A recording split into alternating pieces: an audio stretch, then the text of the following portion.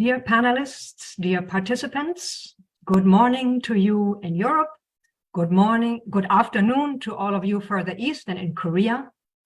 I very warmly welcome you to our webinar on the topic Peaceful Reunification of the Korean Peninsula, Quest for a New Vision. My name is Gudrun Hassinen, and I greet you from Berlin, where we have lots of rain today. I currently serve as the Vice President of the German Universal Peace Federation, and I will be your moderator. It was on June 25, 1950, that the Korean War broke out. 3 years into that war, an armistice was signed in July 1953, which means that now 70 years have gone by since the Korean War Armistice Agreement. Despite intense efforts to resolve the conflict and promote mutual trust between North and South Korea, the peninsula is still divided at the 38th parallel. It is no exaggeration to say that all attempts at peaceful unification have failed. In the context of renewed conflict throughout the world, reunification strategies even have come to a deadlock. Consequently, there is a need for a new perspective and a new plan for unification that transcends the ideological confrontation between North and South. Can the Korean people's common cultural heritage serve as a bridge of trust to connect the two Koreas? This webinar is meant to search for a new vision for peace and unification on the Korean Peninsula. We have a distinguished panel to speak on the topic. I would like you, the audience, I would like to invite you, the audience, to put any questions into the chat box and indicate to whom you put the question. We will try to answer as many questions as possible and have a lively exchange of ideas. Also, there will be translation into Russian. Please push the globe button and choose Russian if you need to hear it in Russian. Now to our first speaker. Professor Dr. Victor In-Soo Kim has been teaching and researching at the Sunhak Universal Peace Graduate University in the Republic of Korea. He has an international career history with various positions for over 2 decades in the USA and in Korea. He will now introduce the current situation in South Korea regarding relations with the North. Professor Kim, the floor is yours. 안녕하세요. Greeting from Korea. Here time is 5 p.m. I really thanks for you to invite me to present the recent South Korean situation on the reunification of Korean Peninsula. Can you see my slide? Okay, good. 네. I prepared some topic, but basically I will inform you the recent South Korea situation on the unification of Korean Peninsula. And then I believe Dr. Chang-Sik Yang will present UPF founders, some philosophy of peace, some their words. So I will skip this part, and then I will share why the UPF by founders chosen for supporting the North and South Korea reunification. I will bring some missioners, some scholars in the Christian area, and then I will introduce about that, and then I will conclude my presentation. This is my family. Yeah, the UPF founder actually arranged my marriage, and then I have this beautiful family. So I like to introduce my family like that. And then already our moderator, Mrs. Hassinen, introduced me very wonderfully. So I will skip this part as well. So basically, when I asked by Dr. Otsuka, Dr. Kim, please let us know the current situation in Korea situation about the North and South reunification matter, how the Korean citizen thought, believe the necessity of the Korean Peninsula reunification. And then I tried to find out some relating the preceding paper, researching paper, and then I found one good paper. And this one actually every year, the Seoul National University and then Unification and Peace Institute, they researching every year how Korean people thinking about the Korean Peninsula, the reunification. So basically, I summarize this one to you, and then at the end, I will raise some questions for UPF Europe and other UPF also, how we prepare to all over the world, we support the reunification of Korean Peninsula. Recently, the difference between the younger and older generations was discovered in the sense of unification. Unification is no longer accepted as a national and legitimate obligation for a younger generation in Korea right now. So therefore, the reestablishment of the direction of unification education by government is necessary. So this research run by another Dr. Kim, actually there is two analysis method used. One is a time trend analysis, and then the other one is a generation effect analysis. So basically, the number of samples is adult over 19 years old, is a time trend analysis is 16,278 persons. And then the other analysis is around 5,500. And then analysis scope, this is very significant. From 2007 until last year, 2022, and actually they surveyed some important matter. And then the regression analysis is from 2018 to 2022. So both of them, the purpose of analysis is a needs for unification. And then the other one is regions for unification. So they prepared several questions. First questions for time trend analysis, they raised two questions. One, how much do you need the unification of Korean Peninsula? And then the other one, which of the following is your idea of the unification of Korean Peninsula? And then for regression analysis, they made 5 questions. First, how much do you need unification of Korean Peninsula? Second, which of the following do you think is the biggest reason why our country should be unified? And then the other question, which one of the following do you think is the biggest reason why our country should not be unified? Very interesting. And then next one, how good do you think unification is for South Korea and for yourself?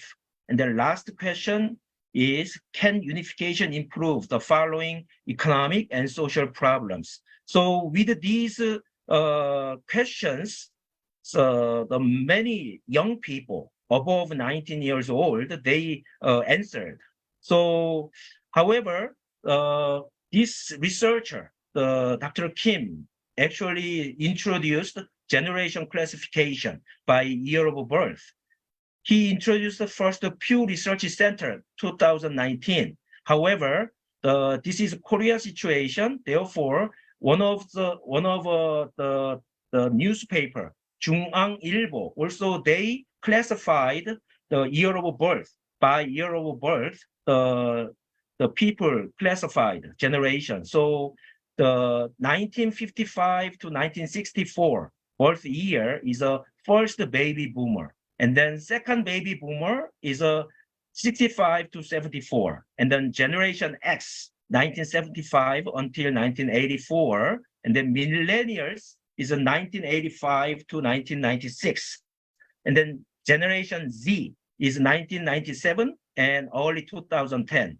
So, however, this literature distinguishes between millennials and generation Z. However, since the number of samples of generation Z in the unification consensus survey is very small, therefore, this analysis analyzes generation MZ together.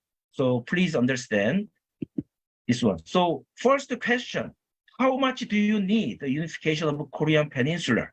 So those generation people, they answered with these 2 points. It is very necessary and I need a little. So this is the result of the survey. As you see here, in the left side is a unification, very necessary response. And then when you see, please look at the 2022 here, 2022, the very bottom is a 20s, very younger generation. And then second, the brown color, dotted brown color is a 30s. And then green color is a 40s. And then orange color is a 50s. And then the top is a more above 60 years old. So as you see here, is a younger generation, they don't fear the necessity of the Korean Peninsula unification. And then the other side is actually the results is the opposite way. Is a unification slightly needed, but response rate by the age group here. So basically, I send this data to the Victor. Maybe he can share through the our chatting room, so you can see each one of them. Because of the time limit, I will not explain everything here. And then next, so next question is, which of the following is your idea of the unification of Korean Peninsula? There is a 3 category: at all cost or as soon as possible. And then next one is a be as good as it is now. The present is fine like this. There is not much interest in unification, no interest. So those 3 questions, there is a result is like this here.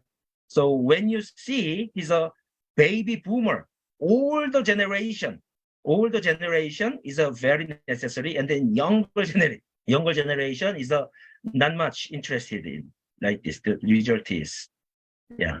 So basically this kind of thing. And then how much do you need unification of Korean Peninsula?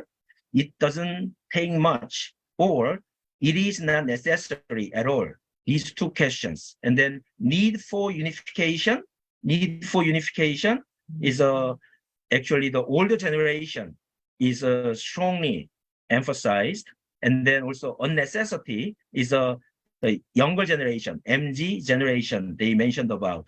When you see this graph, indicates the probability that each generation dummy variable predicts the dependent variable rule.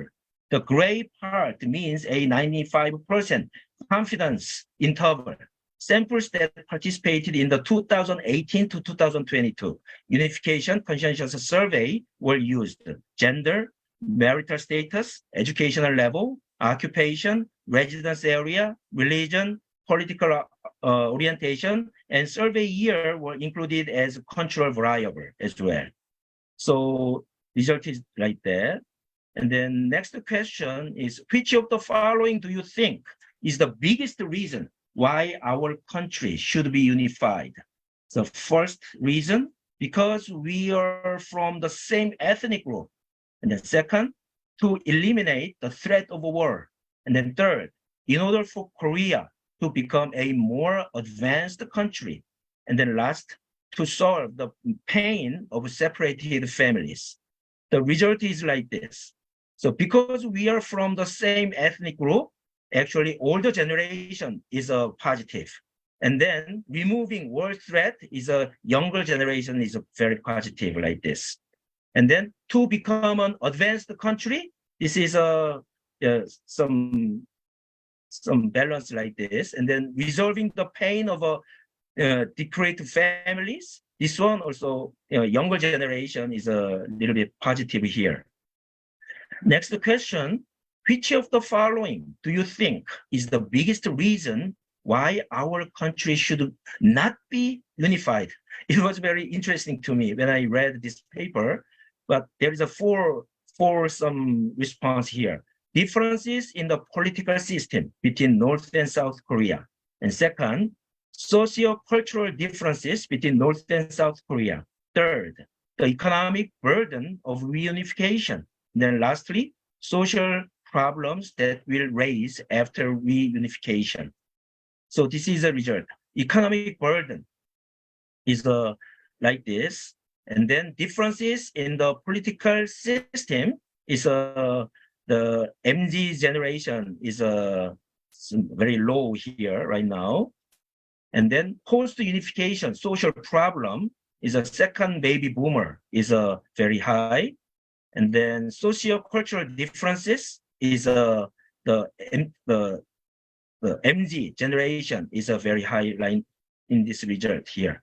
And next question, how good do you think unification is for South Korea and for yourself, for each individual? There's a benefits to South Korea and benefits to yourself here. And then benefits of reunification of to South Korea is the older generation is very positively answered. And then benefits of reunification to yourself for personal benefit is also the baby boomer, older generation is positively responded here. So, and last question, can unification improve the following economic and social problems? Regional conflict, ideological conflict, unemployment problem, and then crime problem, real estate, speculation, and gap between rich and poor. So here, improvement of regional conflict is older generation. And then also ideological conflict, also older generation. And then narrowing the gap between rich and poor is also the older generation. And then ameliorating the employment problem, also the older generation here. And then improvement of in real estate speculation, also older generation. And then also crime problem improvement is older generation. So through this, some briefly, I informed you about this the results of their research. Through this, in the 2022, year 2022, the sense of unification of all generations actually decreased. As the generation goes up, it is friendly to unification. And as the generation goes down, it is hostile to unification.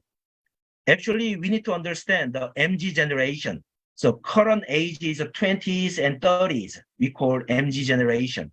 Dr. Generation. Dr. Kim, yes? We are short in time. Okay, yeah, I will finish it. Almost done. Yeah, I'm sorry. So because of this MZ generation's characteristics, so MZ generation's low consciousness of unification, the only generation in which the majority do not support reunification. If unification is to be achieved, the tendency to support unification for practical reasons is stronger than for national reason, that of other generation, highly concerned about socio-cultural differences between the North and South Korea. Therefore, those MZ generation is they will lead our future from now on, but they're not much interested in our the reunification of Korean Peninsula right now. Therefore, I raised some questions for UPF to realize the peaceful reunification of Korean Peninsula like this. I will conclude with these questions with my presentation. How can UPF increase the declining sense of reunification of all generations? And second, how can UPF make hostile sense of reunification more friendly as the generations go down? And for the MZ generation, what practical reasons for reunification can UPF provide beyond the nationalist reasons? And next, how can UPF make the MZ generation support reunification where the majority do not support reunification? Finally, what can UPF do to improve North and South Korea relations to ensure future generation support reunification? UPF founder really emphasizing the reunification of North and South Korea. But these future leaders, leading young people is not much interested in. This is our current situation. Then how can we execute the vision of UPF founder and our hope? Thank you very much for listening. 감사합니다. Thank you, Professor Kim.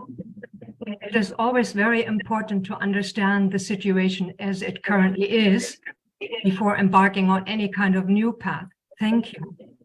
Our next speaker, Dr. Vladimir Piotrowski, has also had several decades of positions and experience. Briefly, he is Doctor of Political Sciences, academician of the Academy of Military Sciences, and chief researcher at the Center Russia, China, and the World of the Institute of the Far East of the Russian Academy of the Sciences. Dr. Piotrowski will speak about new approaches to the North Korean nuclear status as a way to improve mutual trust in the inter-Korean dialogue. Dr. Piotrowski, you have the floor. Thank you. Dear colleagues, I'm pleased to join our discussion on how to develop a new vision for Korean unification. And I think to do this, we need to put the situation on the Korean Peninsula in a broader regional context and in the context of international security. So I would like to share with you some discussions which we have now with my Russian colleagues and with my Chinese colleagues of how to develop a new approach to the so-called nuclear problem relative to North Korea, nuclear weapons and the ballistic missiles. I think this is important because our previous speaker told us that one of the key points of the research he mentioned was the question was what are the biggest reasons for the unification, and one of the biggest reasons was exactly to eliminate the threat of war. But I would also say that we need to do all what we can to eliminate this threat of war, and then unification and at least reconciliation between two parts of Korea could become possible.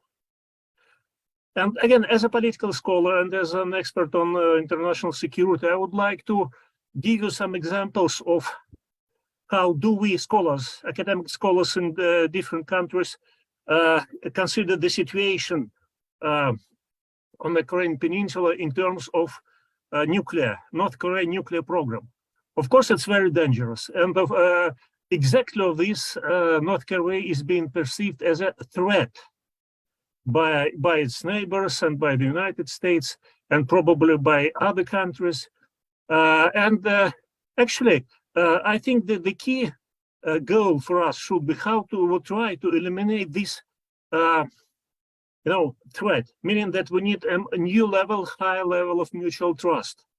And the question is how to achieve this new level of mutual trust. In terms of political science, I would say that now it's very difficult because you know that North Korea proposed its own nuclear doctrine last year, which says that from now on, the North Korea nuclear status of North Korea is irreversible, which means that North Koreans would not be able even to discuss the denuclearization. And this trend is very dangerous. But on the other side, I would like to offer you some logic, which we discuss logic which was proposed by some of my Chinese colleagues. For several years, they have been considering of how to approach this nuclear program of North Korea. And the conclusion, and I think it's a very interesting conclusion, was that this is exactly what they propose, that we should try to distinct, specifically in this situation, we should try to distinct between the official nuclear status of North Korea and the actual possession of nuclear weapons of North Korea, because these are two very different things. We know that North Korea withdrew from the Treaty on Non-Proliferation of Nuclear Weapons. And from this point of view, from the point of view of international law, not any nuclear power, none of the nuclear five, would be ready to accept official nuclear status of North Korea. But again, we understand that, in fact, they do possess nuclear weapons and ballistic missiles. What I think we should try to consider this very interesting approach, that we should really distinct. What does it mean in reality? For me, as a scholar, it means that we should try to persuade decision makers, political people, and the public that we should shift the focus in all possible negotiations of what to do with this nuclear problem. For example, if the US-North Korean talks on the nuclear problem will be resumed, my proposal would be to shift the focus on not on how to eliminate nuclear weapons, because North Korea would not be able even to discuss, again, as I would say, this. But the both sides should concentrate on how to eliminate so-called strategic risks and how to develop mutual trust, mutual confidence building measures. And by the way, this is a kind of trend if you take the international regime of non-proliferation in general. This is the trend, because we remember that the last observed conference on the non-proliferation treaty, which happened last year, for the first time ever, all participants were not able to agree on a final paper for the first time ever. But however, probably because of the difficult situation between Russia and the West, because of the situation in Ukraine, but even in this situation, the so-called nuclear five experts, they met each other and they considered the new trends in nuclear proliferation. And the new trend is exactly this: how to diminish strategic risk, the so-called strategic risk, and how to develop mutual trust in nuclear sphere. And this involves not only official nuclear states like nuclear five, but also all others who, in fact, do possess nuclear weapons, including North Korea. And I think that we should, again, the proposal on the side of political scholars is exactly this. We should try to concentrate on mutual trust.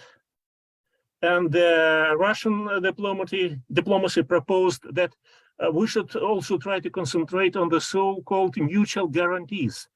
After all, North Koreans, they need some guarantees for their security. That's why they developed their nuclear weapons and their missiles. And on the other side, North Korea's neighbors, and the United States and others have also feel that they are not, they feel threat to their security just because of this nuclear program. And so the outcome could be to discuss what kind of security guarantees each and every side could give to other side. By the way, Russia tried to solve the conflict around Ukraine exactly by these lines, to develop the whole set of mutual guarantees. And I think that we could try to follow this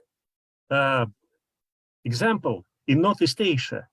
At least it could help us to develop new level of mutual trust, because after all, and this is to conclude, I would stress again that to develop a new vision, first of all, we should concentrate on the new level of trust.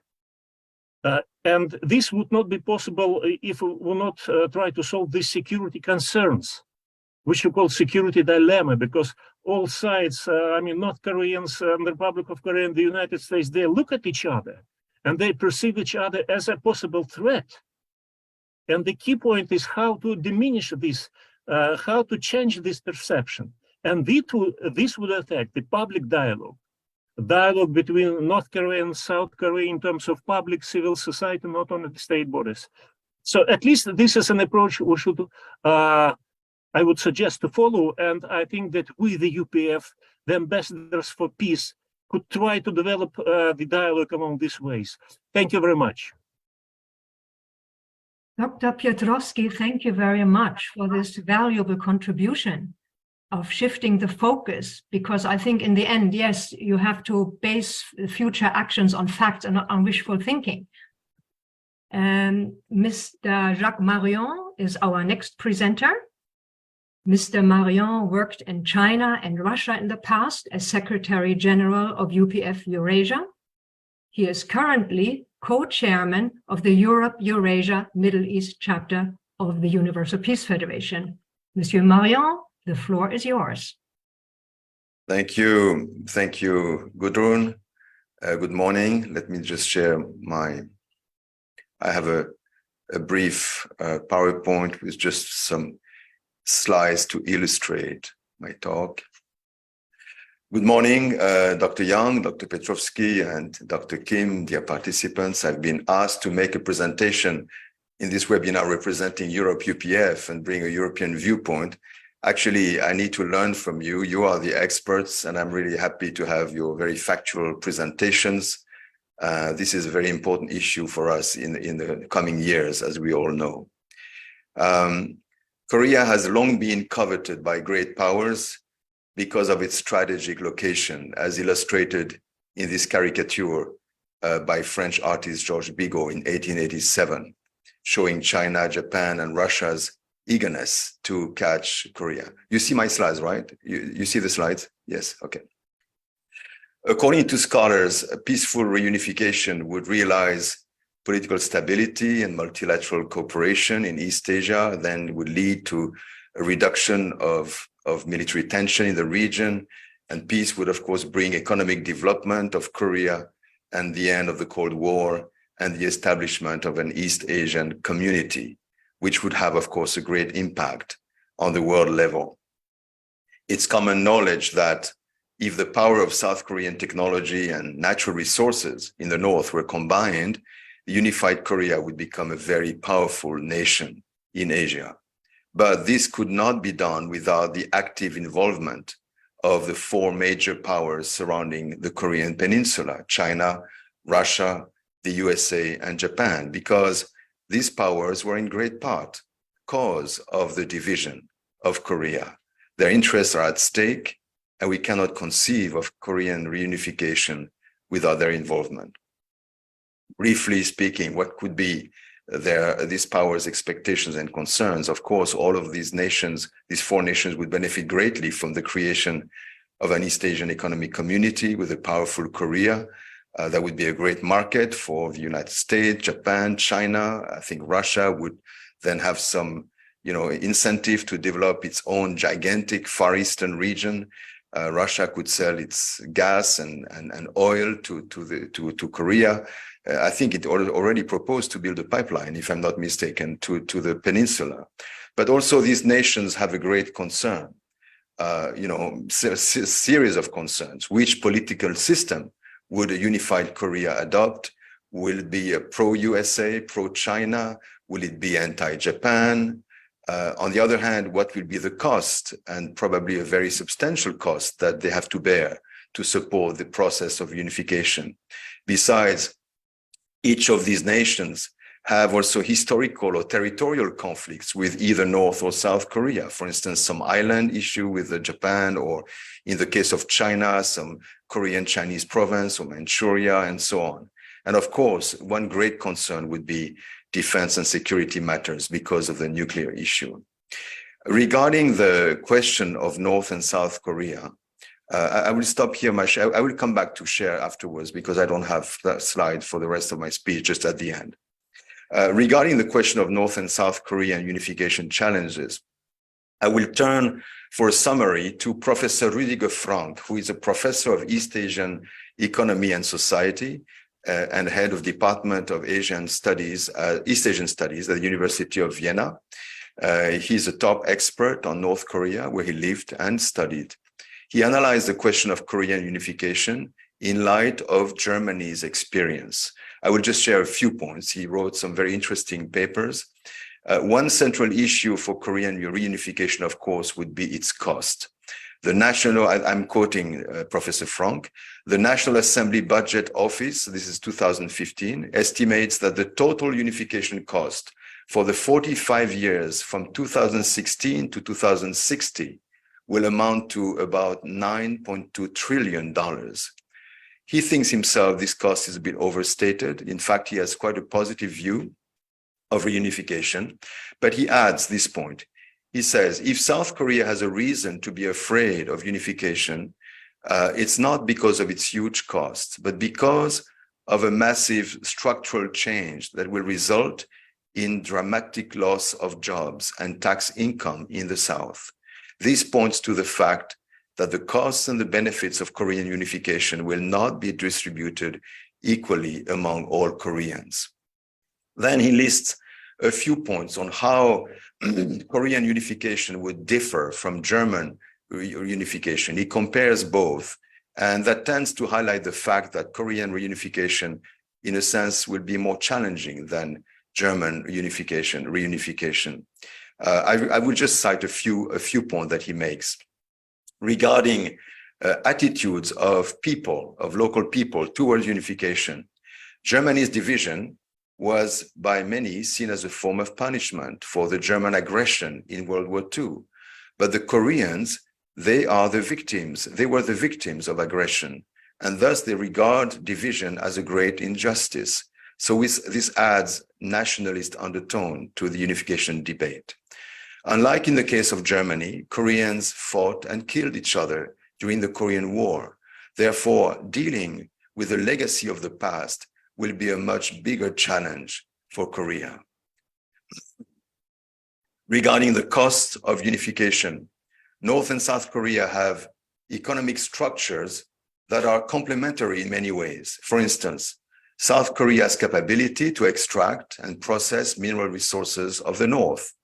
This will provide opportunities for an immediate economic growth in the North that was not there, that was absent in East Germany. So that would also help ultimately to reduce unification costs. The economic gap also between West and East Germany was mainly in the form of luxury goods like cars and so on. But for North Koreans, they're still primarily interested in a stable supply of food and other basic needs, which also would lower unification costs. Regarding the relative power of both sides in the conflict, in Germany, only the West officially supported unification. But in Korea, unification is officially the top political objective of both sides, according both North and South, according to their respective constitution. Therefore, if Korean unification proceeds, South Korea will find it harder to impose its own position on the North. In Korea also, both sides have for decades been promoting their competing unification plans. Therefore, any attempt by South Korea to impose its own system on the North, like in a sense West Germany did on East Germany, then any attempt will be faced, of course, with Kim Il-sung's own proposal. Regarding the process of unification, the potential for violence, he thinks, is greater in the case of Korea. He said it was a big surprise that to many, for many people, that there was no major acts of revenge during the German unification process. But he thinks the situation is unlikely to remain as calm in the Korean case. The Soviets did not allow East Germans to have any nuclear weapons, but North Korea already claims to be a nuclear power. Therefore, the risk of a major military conflict is there in case of political destabilization. Of course, also, Germany was only divided for 40 years, less than 2 generations, whereas Korea has been divided for 73 years. That means almost 3 generations. And that's why Dr. Kim mentioned the young generation's interest in unification is decreasing. So harmonization will take longer and will be harder to achieve. Also, the population ratio between East Germans and West Germans, West and East Germans was 1:4, but for South and North Koreans, it's 1:2. That means economically, there are fewer South Koreans who would have to finance and support more North Koreans. So also politically, an opposition party, for instance, that is based in the north would have much more weight, greater weight in a joint parliament than in any East German equivalent. So, these are a few points that I mentioned out of a long paper that several papers actually, that highlight, in a sense, the many challenges that, Korean reunification would face, or at least some unique aspect of it, and which to some extent explain the standstill that we are today. So this brings me to conclude with the title of this webinar, The Quest for a New Vision. There has been a first attempt, a first path at Korean unification that was attempted by force. There was an attempt by force through the Korean War in the 1950s. The war, however, brought enormous damage, and nobody definitely wants a second war on the peninsula. The second attempt has been unification by competition.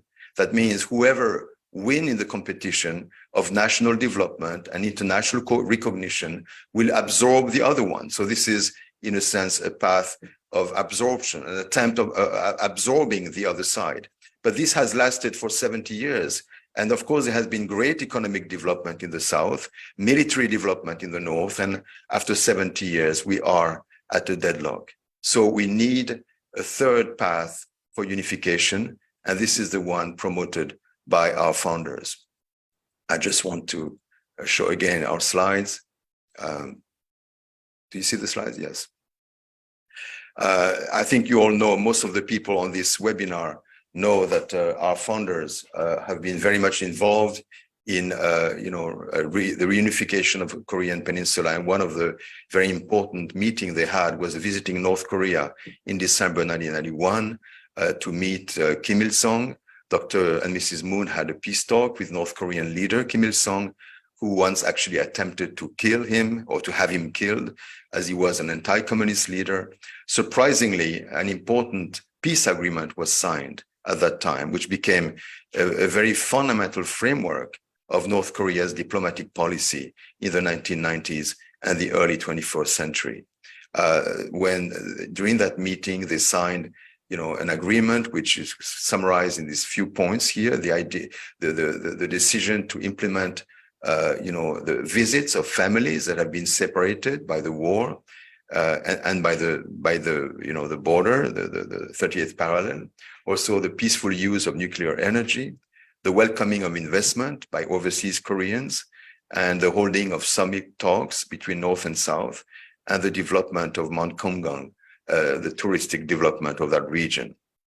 This agreement actually was implemented in the following years, both by our founders, but also by many, some South Korean companies, and of course by the South Korean political leaders.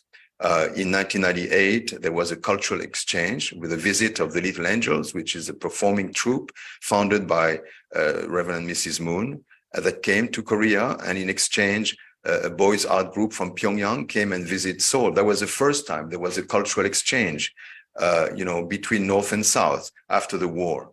And that was, of course, a preparation for a meeting of the two heads of state who signed an agreement. And the agreement that was signed in 2000, when the first time the heads of state met, that means Kim Jong-il, the son of Kim Il-sung, who had died in 1994, and Kim Dae-jung, the president of South Korea.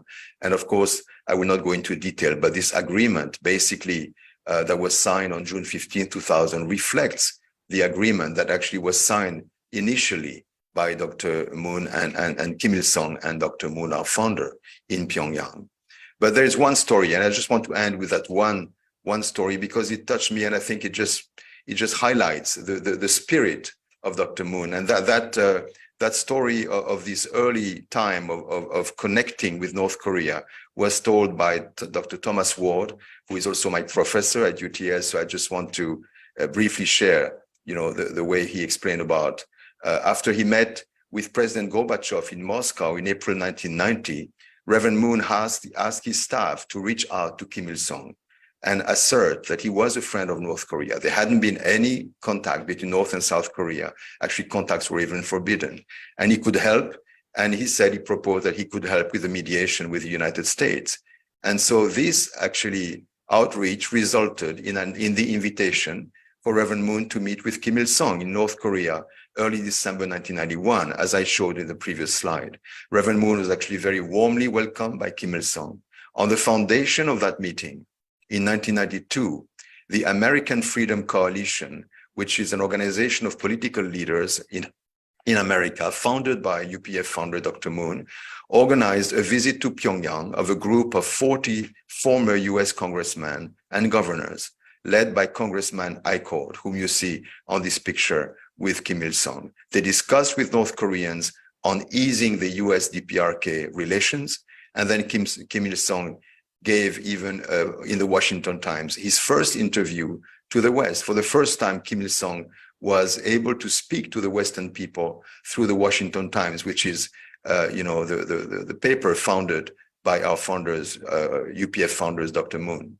And then right after that, in June 1992, the DPRK representative at the UN, I mean, the North Korean representative at the UN, contacted us in America and explained that in recognition for this gesture of friendliness, Kim Il-sung had decided to suspend the annual Hate America Month that year. You know, the Hate America Month is a yearly demonstration against American imperialism that is organized on the national level in North Korea between June 25 and July, which is the day of the war, and July 27, which is anniversary of the armistice. Every year, every month, they have demonstrations against America. On that year, in recognition for these efforts, of Reverend Moon to bring and to reach out to North Korea, actually Kim Il-sung suspended the Hate America Month. And he called Eichord to go to the National Security Advisor, Brent Scowcroft, who was the National Security Advisor of President Bush. And he said, the reason I'm asking you, President Eichord, Congressman Eichord, to give that message, because I want President Bush to understand that this was organized. This is a result of Dr. Moon's work in North Korea. So he wanted him to recognize clearly the work of Dr. Moon to create this kind of easing the tension and opening the door. And in the following years, Reverend Moon's representatives, Antonio Betancourt, Washington Times president, Dong Moon-ju, and others played various roles as informal emissaries between the US administration and DPRK leaders. So I think maybe Dr. Young will speak more about the vision of our founder, but I think that story actually testifies to the power of heart and trust building, which is the core of Dr. Moon's and Mrs. Moon's strategy to reach out to North Korea, which Mrs. Moon is pursuing at this time. Thank you very much. Thank you, Jacques-Marion, very much for listing many of the realistic issues with regard to real Korean unification. And there's some success stories that also are there. Last, but not at all least, I'm happy to introduce Dr. Chang-Sik Yang.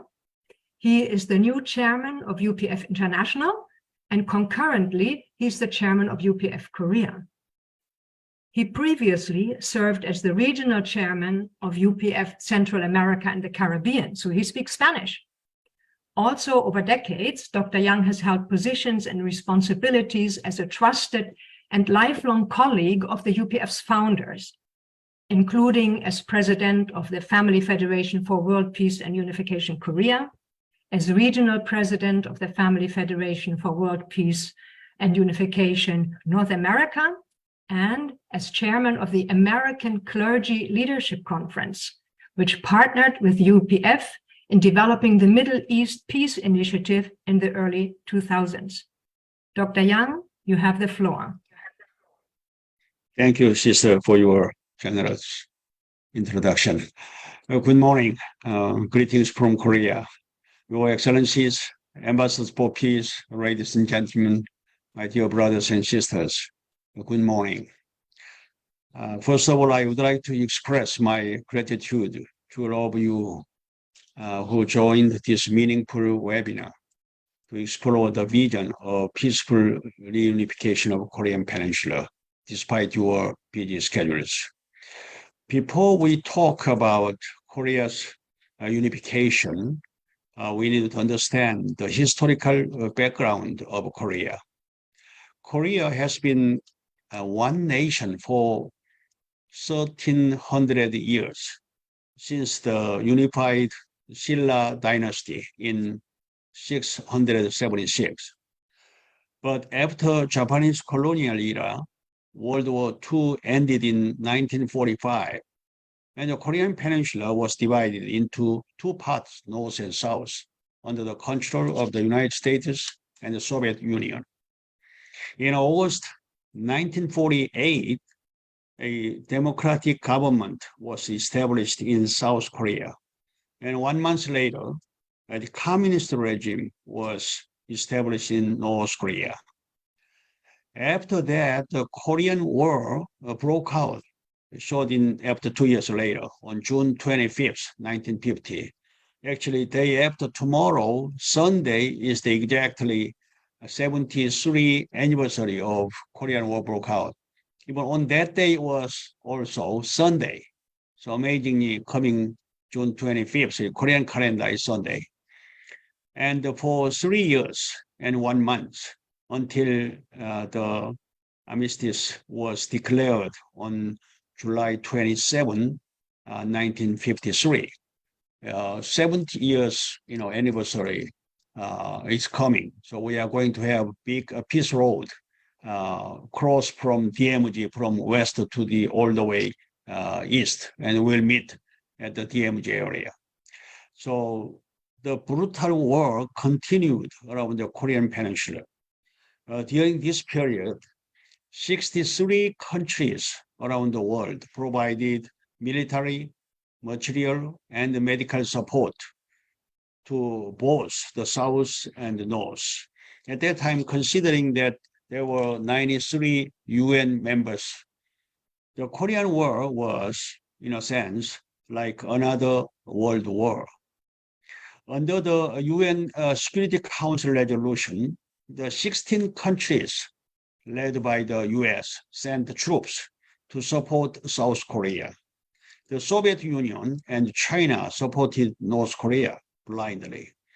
After all, the Korean War was an ideological war between the democratic and the communist camps. During the 3 years of the war, 1.8 million US troops participated. Of those, 37,000 were killed and 92,000 were injured. Actually, including citizens, more than 50,000 people lost their life. It was never a forgotten war. The war completely devastated the two Koreas. However, since the war turned into the truth, Korea has continued to develop its economy under the Korea-US Mutual Defense Treaty signed in October 1953. This is important. With that under umbrella, South Korea has become one of the world's top 10 economies today. However, North Korea experienced severe economic difficulties, focusing on only military build-up under the communism. And from 1995 to 1998, more than 1 million people starved to death. These days are same pattern than 1990s, middle of 1990s. So many people are dying by starve. The highest percentage of the world's GDP spent on military spending. Actually, they are spending more than 25% of national budget for defense, military, spending, and still suffering from internal economic difficulties and external economic regulations. Nevertheless, North Korea continues to conduct provocative, missile tests by carrying out 17 missile tests this year. It has strained neighboring countries around the Korean Peninsula. 5 years have passed since Chairman Kim Jong-un met with US President Trump in 2018 and promised to work toward a complete denuclearization of the Korean Peninsula. But North Korea's nuclear weapons and ICBM provocations are intensifying. Never ever give up.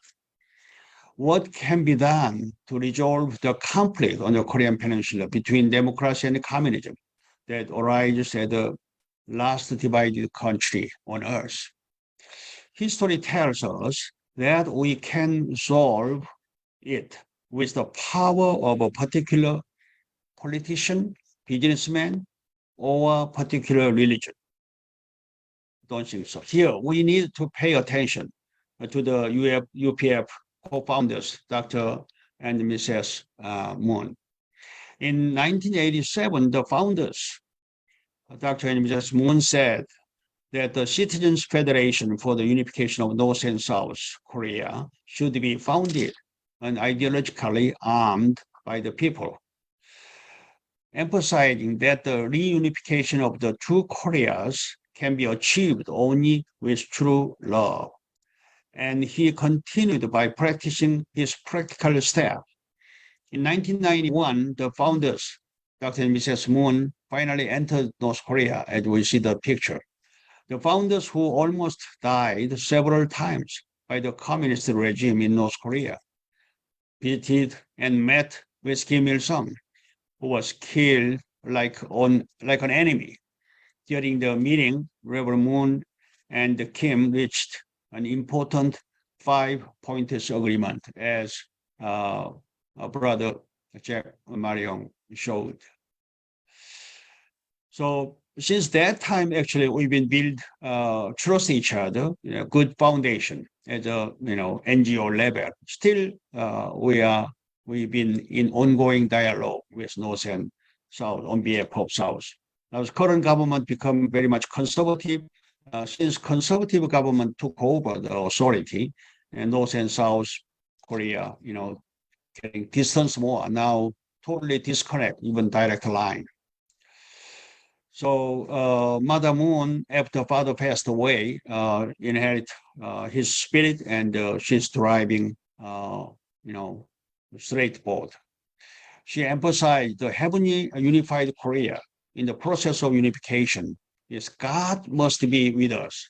And after unification, we will become a fully unified country only if we are united nation that can serve God. Dr. Hak Ja-moon, Mother Moon always emphasized God's dream while talking about the heavenly unified Korea. And she said that Korea is the country where God's dream can come true. So Father Moon also said the same following. I know that the unification of the two Koreas is the origin of global unification. The liberation of the two Koreas is the origin of the world's human liberation. The root is in Korea. That's why I devoted my life to fighting for the liberation of two Koreas. In addition, she said that in order for the unification of the Korean Peninsula to be achieved, not only our strength, but also international support, the base is needed. Therefore, cooperation between the four powerful surrounding the nations, namely the United States, Russia, China, and Japan, is essential. Dear and respected peace ambassadors, as a dream of God that Dr. Hak Ja-moon wanted to achieve, the heavenly unified Korea and the heavenly unified world are the ideal world that all mankind has dreamed of throughout history. That is the world of interdependence, mutual prosperity, and universal values. The heavenly unified world is a world of interdependence to achieve an economy enjoyed together with private ownership based upon conscience, mutual prosperity that pursues politics that participate together through recommendations, the universal values that practice together and realize the best ethics and morality. In this way, the heaven unified Korea will be a free, democratic, and welfare state. So I'm also confident that it will become a central country in the world that can correct the world or the beyond Northeast Asia and achieve a heaven unified world.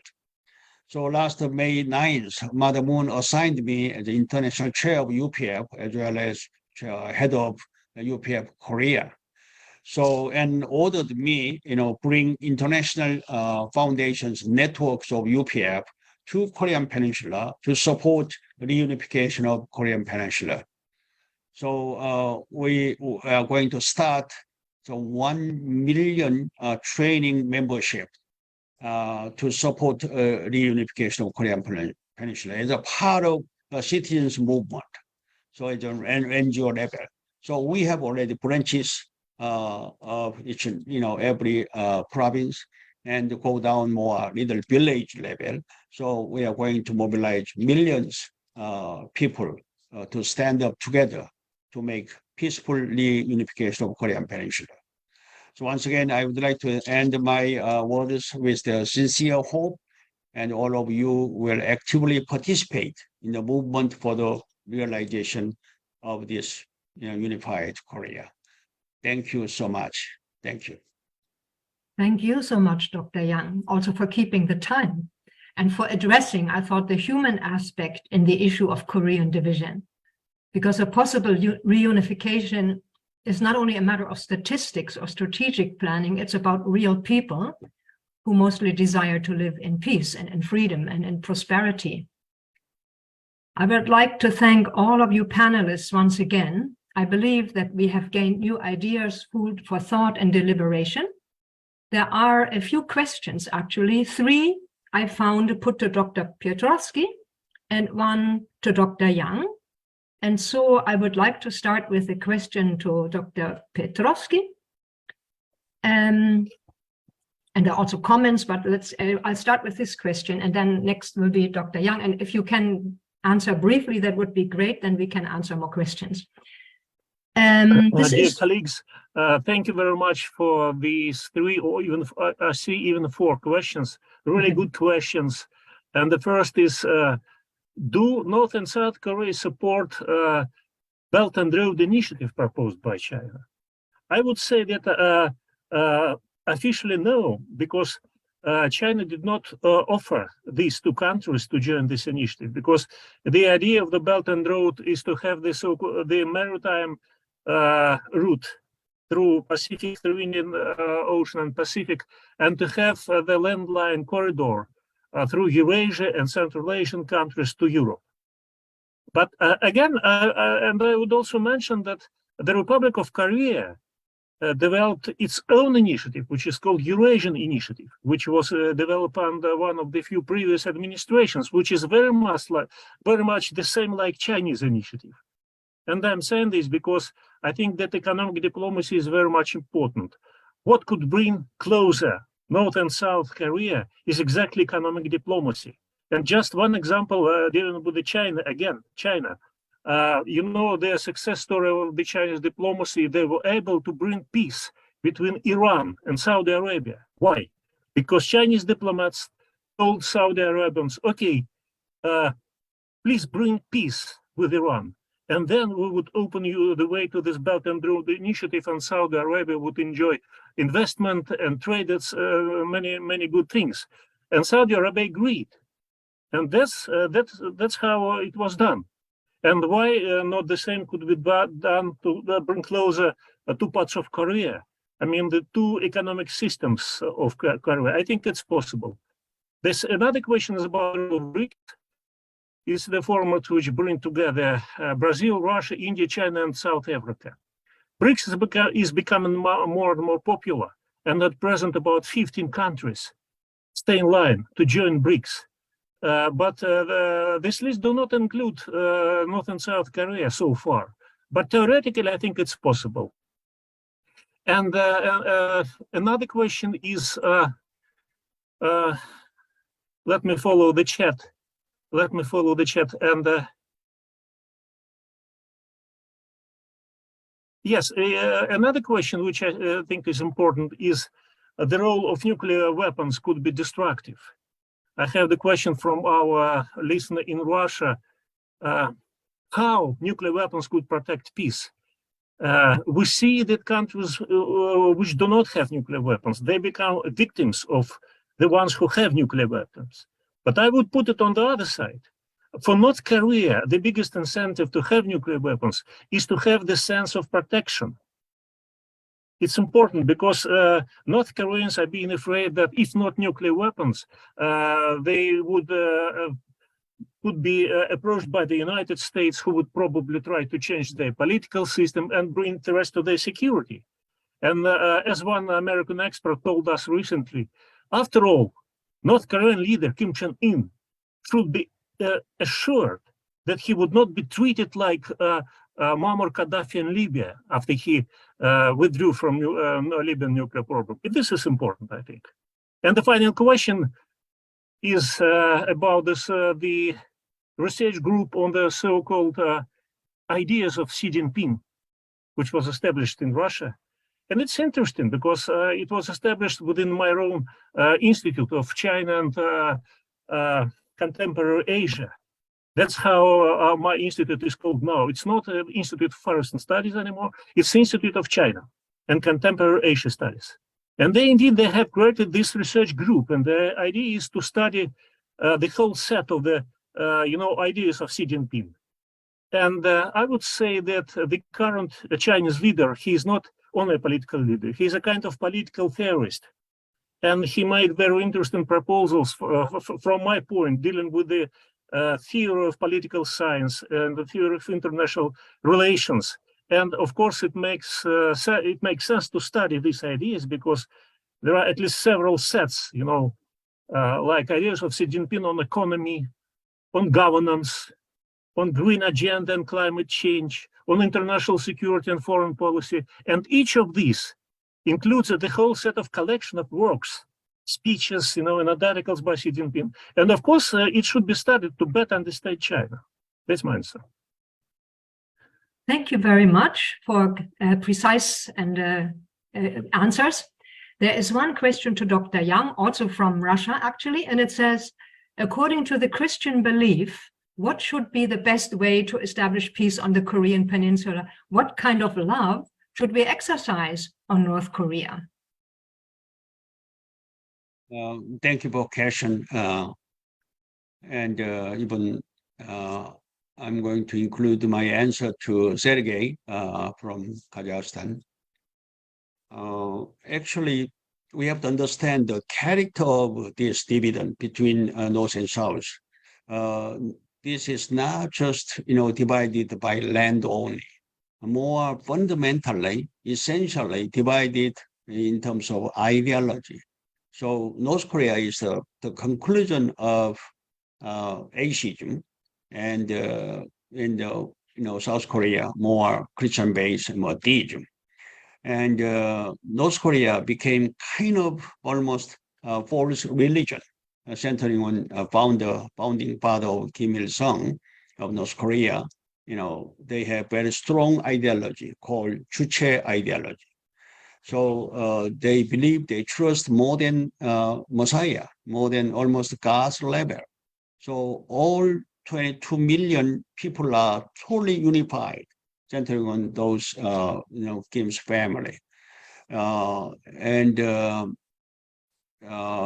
That's why what we are doing as a UPF level, so, we are mostly focusing education and to teach what is true or truth in terms of, some situation internally in ideological point of view. So that's why our people's movement is very important, education and more God-centered ideology.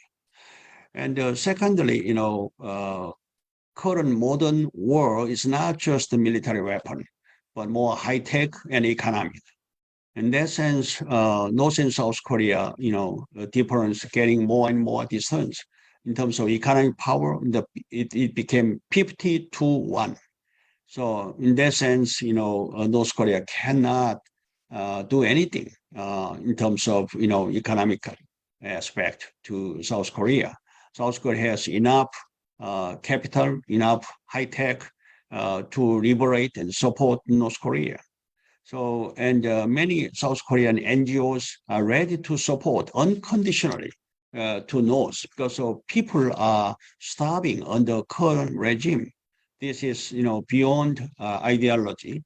So at the humanistic point of view, so many of NGOs are ready to support, including our organizations as well.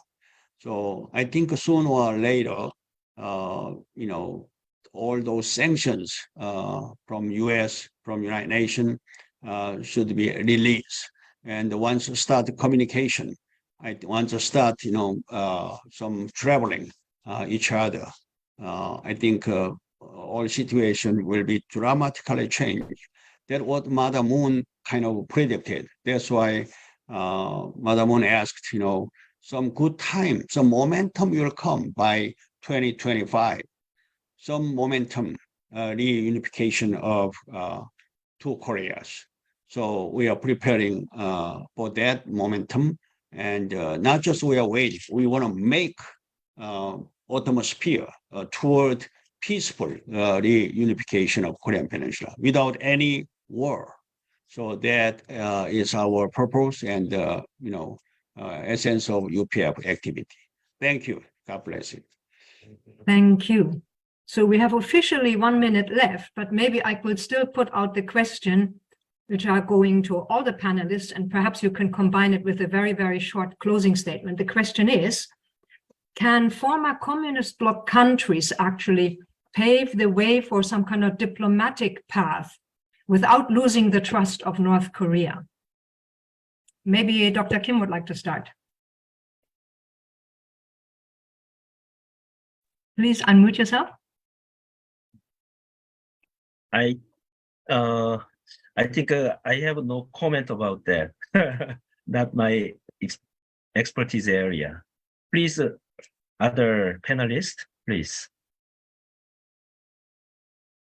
I guess Dr. Petrovsky, you can answer that. Yes, thank you. It's really a good question. And I think that the diplomacy is the only way to do something about how to solve this problem. And not only former communist countries could do that, but all other countries. In fact, if to take North Korea, it's been recognized diplomatically by more than 150 countries. And only very few, like the United States and Japan and some others, they still do not have diplomatic relations. And to establish diplomatic relations could be a good way to promote dialogue with North Koreans. I think it's quite possible. And if to take, for example, China and Russia, they have their own consolidated position on what to do about the situation on the Korean Peninsula. They have the special paper between the foreign ministers of two countries signed in the year 2017. And they try to act together in the United Nations Security Council. And the idea is to try to shift, to try to cancel sanctions against North Korea step by step in response for some moves and statements on North Korean sides. They call it word for word, step by step. That's what our two countries do, and at least we try. Thank If you. I may, North Korea, since new leadership stand up in terms of diplomatic area, they are losing more and more. Actually, mostly Russia and China are most strong ally, connected even their land. But from international society, none of the nations will support or agree current, pursuing North Korea's situation. So, although South Korea has enough power in terms of economic and even military, whatever can help to North Korea rather than attack or any different way of approach. So that's why, in some sense, four giant nations centering on the Korean Peninsula, Russia, US, Japan, and China need together. It was in the past, we have so-called six-way talk.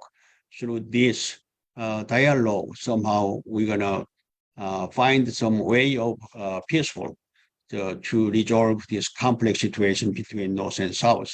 I think hopefully within a couple of years, dramatically, I think may change by, as Madam Moon predicted. That's why UPF as a international, peaceful organization, we are mobilizing our network in the all human from UN, entire, surrounded nations. So hopefully, entire atmosphere will be changed more, hopefully. Thanks. Thank you. Monsieur Marion? Yeah, just briefly, I mean, yes, former Soviet bloc nations, whatever you call them, former communist bloc nations, I think definitely have a very important role. They can play a diplomatic role. Remember, Hungary, which was still part of that bloc, was the one that actually opened the path with the diplomatic path to South Korea at the time of the Olympics in 1988. And then they are the ones who kind of helped to bring down the Berlin Wall, in 1989. So I think these nations have an important role because of their past experience. And I think it's a very important diplomacy, should absolutely go on, I believe. And I just want to briefly answer. There's one question to me here that from Michael, from Moscow Humanities University. What will you advise to the students in Russia? Is our future with the EU or with China? And I would say our future must be with both, because there is no future with just one part of the planet. And I think although both the EU and China have some serious issues of their own, very different, but serious problems of their own, I think it's very important as students to learn from both and to learn about both, and so that we can just bridge the gap eventually. That's at least that's what we do in UPF, truly. Clearly, we should not have one side against the other. We really should transcend this kind of conflicts. This is really our vision. Thank you. Thank you. So Dr. Piotrowski, one more time, and then perhaps Dr. Kim can still offer a closing sentence. Yes, thank you. I just have one very brief proposal relative to the comment made by Dr. Chan-Shik Yang. He mentioned the so-called six-party talks, and I think it would be a very good idea to try to come back to this format. What I mean is, for example, there is a practice of the so-called civil G7. Each time G7 countries meet, they have the equivalent of this format represented by civil society. And why not the UPF try to establish civil society six-party talks? The idea would be to bring together ambassadors for peace from these respective six countries. Thank you. Thank you. Dr. Kim? Thanks for giving the last comments. Actually, I like this expression, think globally, at the same time act locally.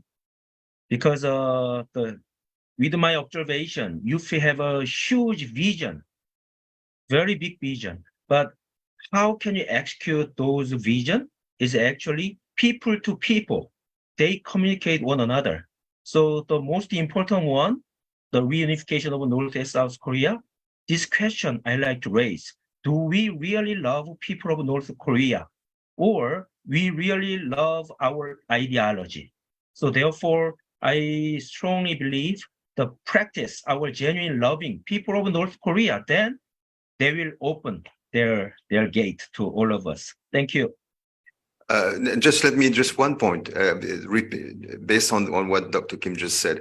There's one place we haven't spoken about, one program we have been doing in North Korea, people to people, and that's a Peace Road program. In 2019, we had Russian UPF volunteers who went to Pyongyang and who did a Peace Road marathon in Pyongyang with the support of authorities there. So this is the kind of thing that we are doing. And actually we are planning others, including other people, hopefully we could join there. So truly, we hope to be able to go to North Korea and do this kind of people-to-people diplomacy through Peace Road and other ways. This is truly UPF vision in practice, locally. Thank you. I think this was wonderful closing remarks. I would like to thank all of you panelists once again, but also you as audience for participating in this webinar. I hope we can meet again soon to discuss these issues further and to help find ways for peace in Korea. I wish us all a good continuation of the day or evening, a wonderful weekend, and I would like to ask the technician to take a final screenshot with all the panelists and contributors who made today's webinar possible.